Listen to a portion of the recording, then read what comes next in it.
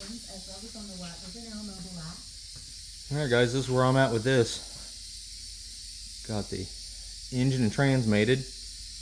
I know nothing about that transmission. It was supposed to work. Guess we'll find out. Got the plates on for the motor mounts and got that all together. And the truck's too tall. So, current situation. Guess we're gonna let air out of these tires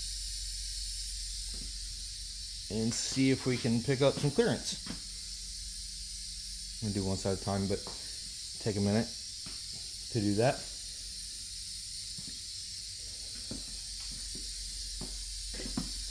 We got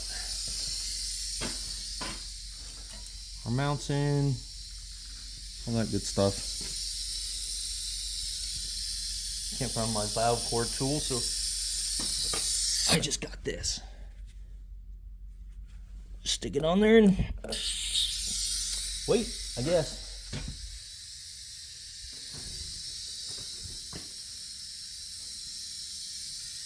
We'll see what happens. But anyways, on these LS mount swaps, these LS swaps, for you guys that don't know, all you got to do is get a 4L80E flex plate. I don't have it hooked up yet, but and then you gotta make the holes a little bit bigger to